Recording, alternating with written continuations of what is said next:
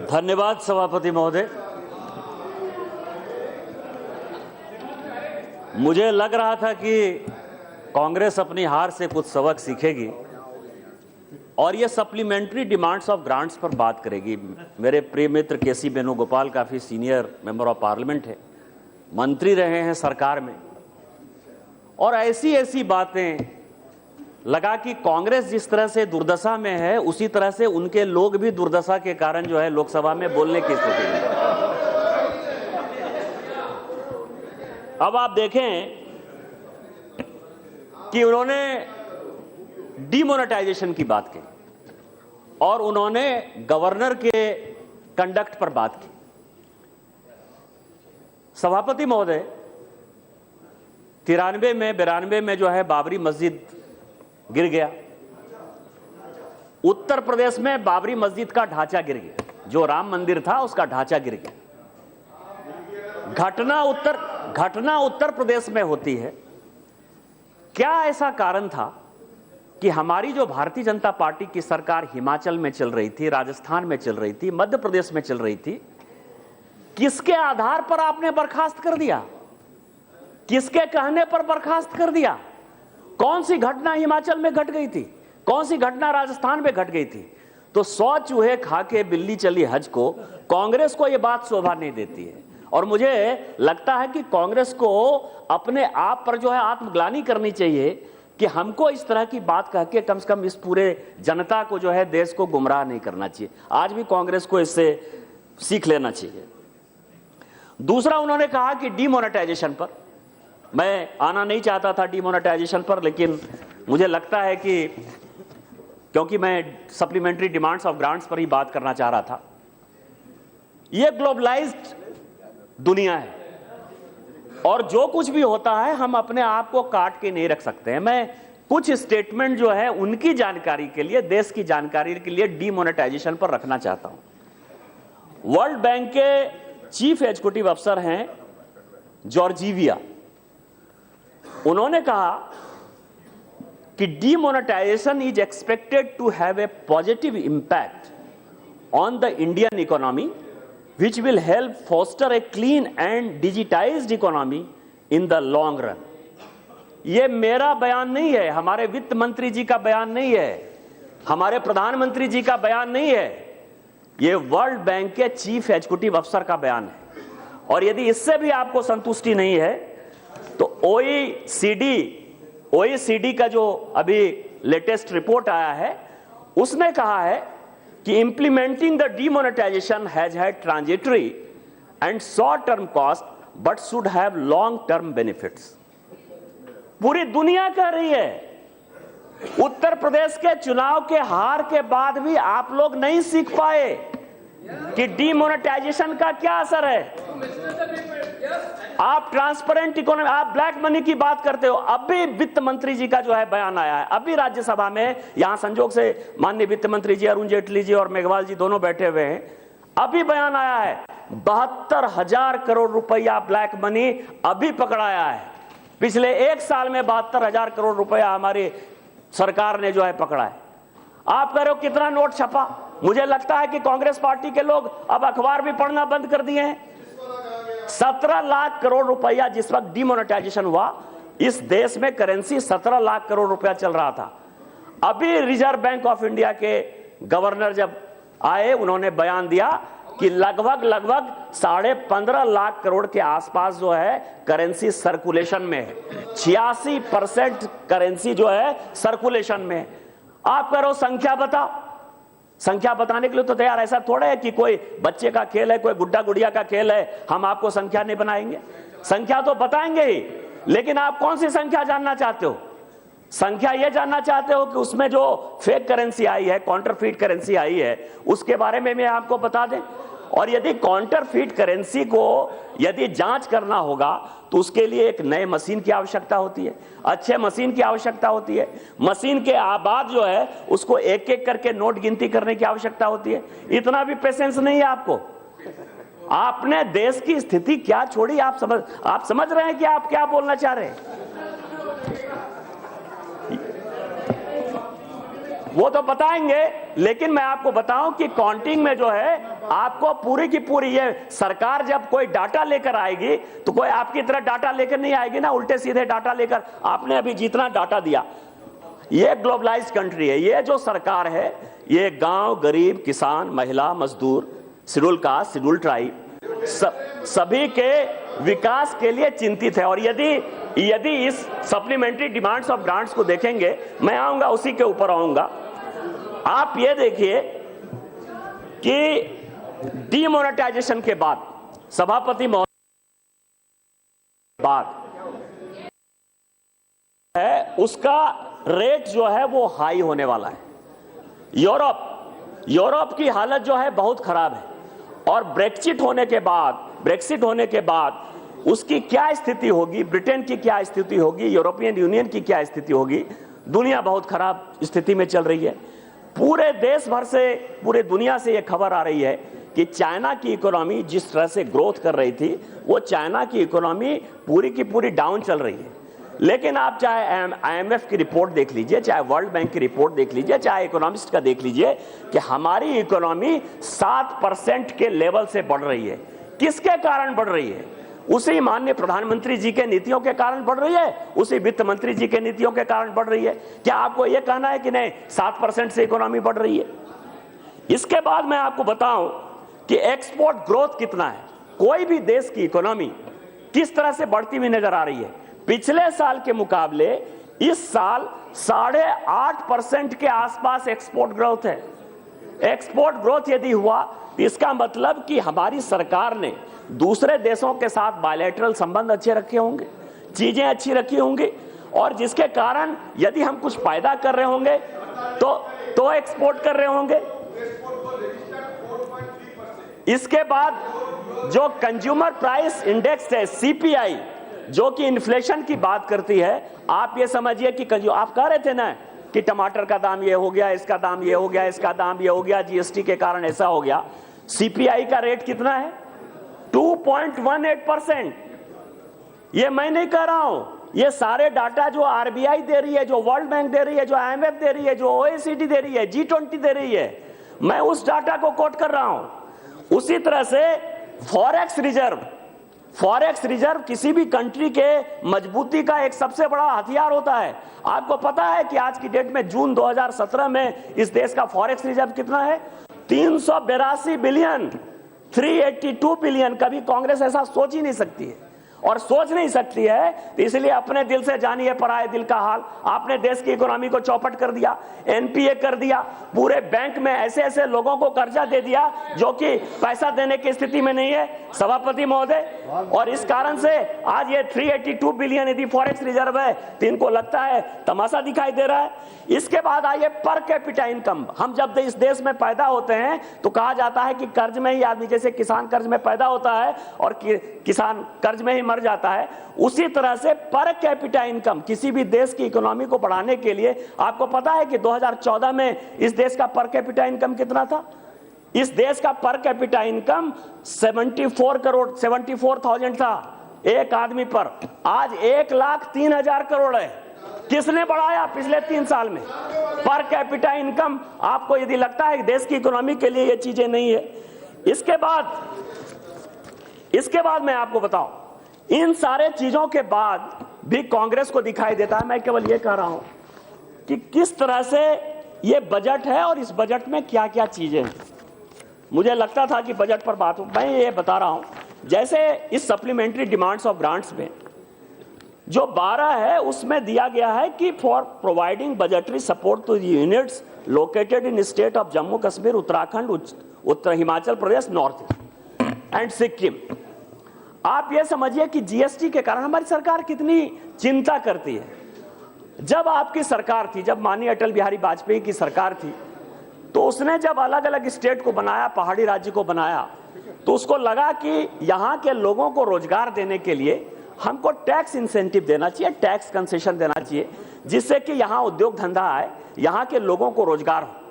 लेकिन जब मनमोहन सिंह जी की सरकार आई तो मनमोहन सिंह जी की सरकार ने पूरा का पूरा जो टैक्स कट था, हिमाचल प्रदेश में जो इंडस्ट्री लगी थी, जो उत्तरांचल में इंडस्ट्री लगी थी, यहां बैठे हुए मनसुख भाई ममाडिया, जो कच्छ में जो उस वक्त भूकंप आया था और उसके कारण जो हम लोगों ने दिया था, वो सारे टैक्स को कट कर दिया, क्योंकि माननीय नरेंद्र भाई मोदी वहां चीफ मिनिस्टर थे और उनको परेशान करना था। इस कारण से उन्होंने, हिमाचल में भी हमारी सरकार थी, उत्तरांचल में भी सरकार थी, गुजरात में भी सरकार थी, पूरा का पूरा टैक्स कट कर दिया।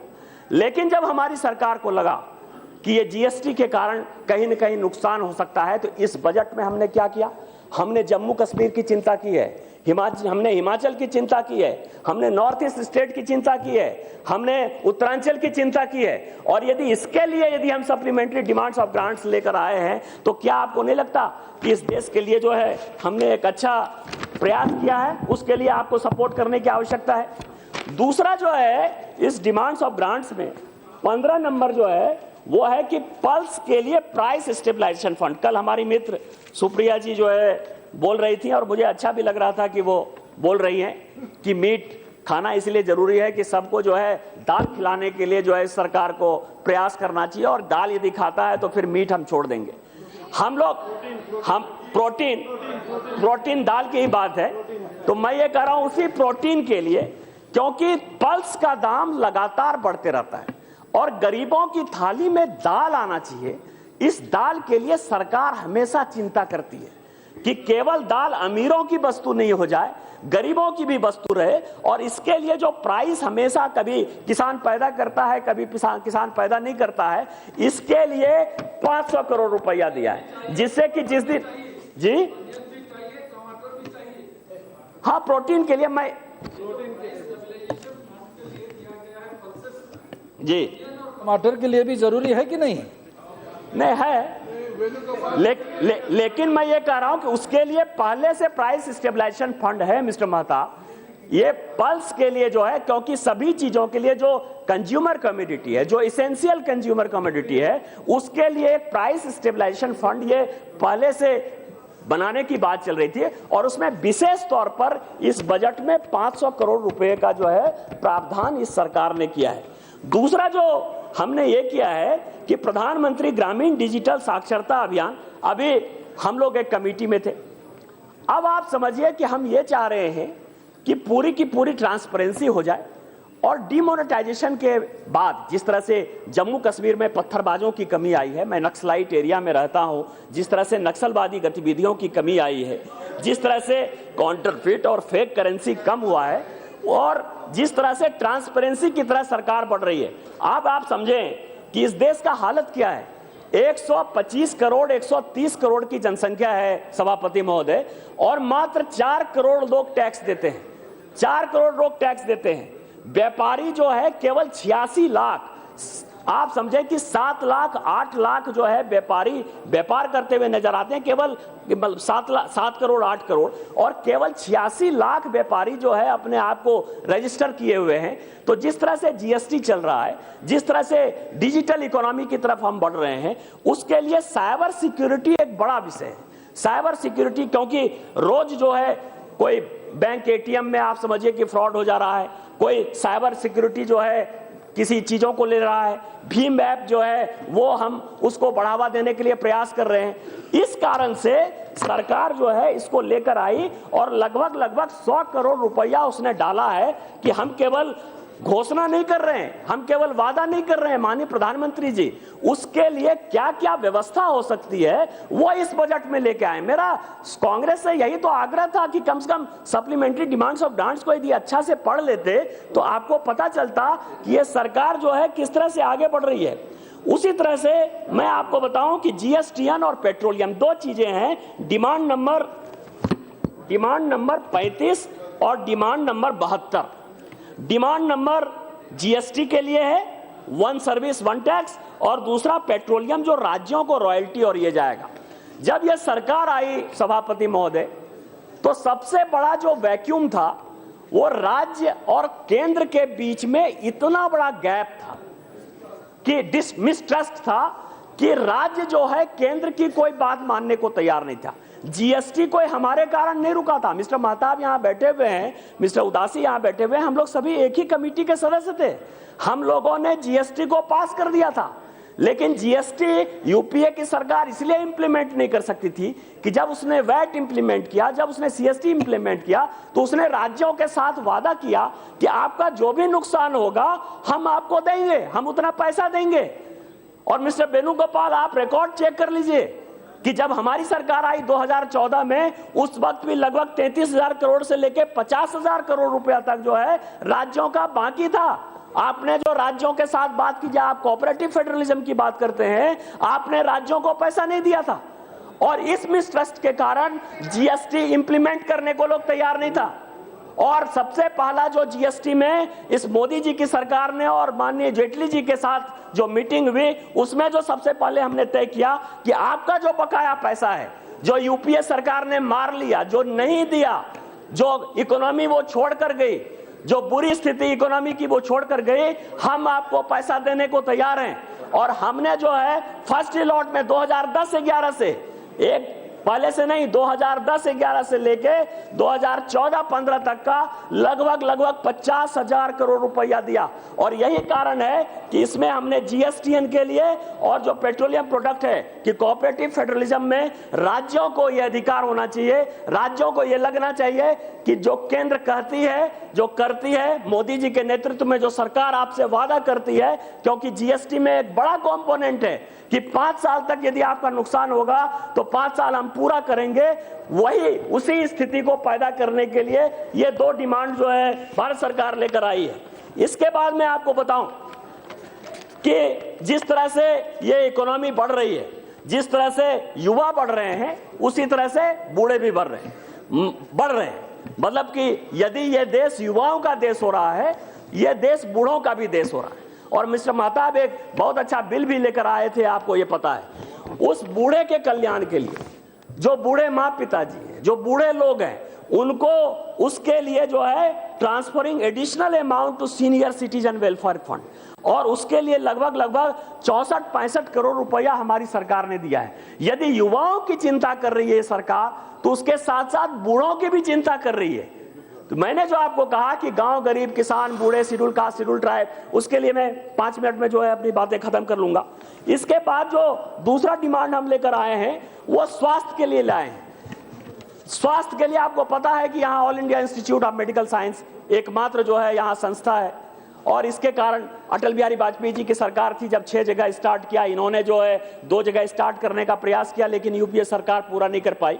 जब माननीय प्रधानमंत्री जी आए तो उनको यह लगा कि राज्यों से जो इतनी भीड़ आ रही है, सभी जगह भीड़ आ रही है, तो क्यों नहीं हम एम्स की तरह का इंस्टीट्यूट जो है सभी जगह बनाए, जिसके कारण कि जो लोग यहाँ आते हैं उनकी संख्या कम हो जाए, उनको अच्छा इलाज मिले, पिछड़े के पिछड़े। और मैं धन्यवाद देना चाहता हूं कि मेरे क्षेत्र देवघर में भी माननीय वित्त मंत्री जी ने इसी बजट में जो है ऑल इंडिया इंस्टीट्यूट दिया है, और आप समझिए कि वहां उस पिछड़े इलाके को भी एम्स मिला है।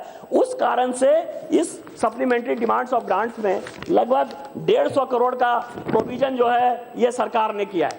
इसके बाद इरिगेशन में आप ये समझें कि यदि हम कृषि उपज की बात करते हैं, बढ़ाने की बात करते हैं, इतने पॉपुलेशन को खिलाने की बात करते हैं, वीरेंद्र जी यहाँ लगातार किसान की बात करते रहते हैं, पूरे सदन में किसानों के ऊपर चर्चा होती रहती है, लेकिन किसानों को मूल्य तब मिलेगा, यहाँ के लोगों को खाना खिलाना तब मिलेगा जबकि हम ऐसी व्यवस्था करेंगे जो सिंचाई की सुविधा हो पाए, इरिगेटेड लैंड को बढ़ा पाएंगे। 30% 35% से ज्यादा इरिगेटेड लैंड बढ़ नहीं पाए हैं। मैं जिस राज्य से आता हूं वहां मुश्किल से 9% 10% इरिगेटेड लैंड है। इस सरकार ने क्या किया, और 40 साल से 50 साल से कृषि की योजनाएं चल रही है, वो पूरी ही नहीं हो रही है।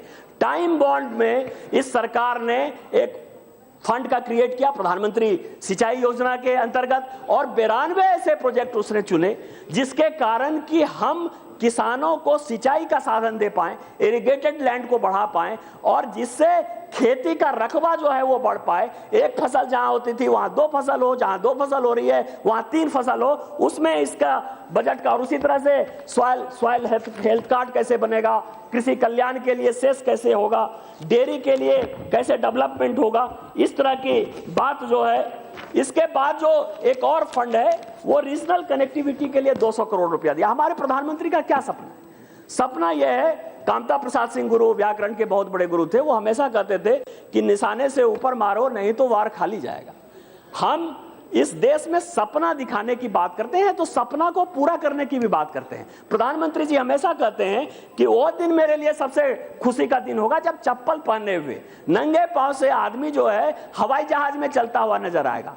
हवाई जहाज केवल मुंबई, दिल्ली, मद्रास इसकी बात नहीं होगी, और इसके लिए रीजनल कनेक्टिविटी का जो है उन्होंने एक कॉन्सेप्ट दिया, रीजनल कनेक्टिविटी का कॉन्सेप्ट दिया, उस पर तरह तरह की चर्चा हो रही है। उस कॉन्सेप्ट को पूरा करने के लिए इस बजट में सप्लीमेंट्री डिमांड्स ऑफ ग्रांट्स में जो है 200 करोड़ रुपया भारत सरकार ने दिया है। आप ये समझिए कि गांव गरीब का बच्चा बिना चप्पल के या चप्पल के साथ यदि हवाई जहाज में चढ़ता हुआ नजर आए, आपको क्या परेशानी है? आपको उसके लिए बड़ाई करना चाहिए कि आपको उसका शिकायत करना चाहिए? आप ये बताएं।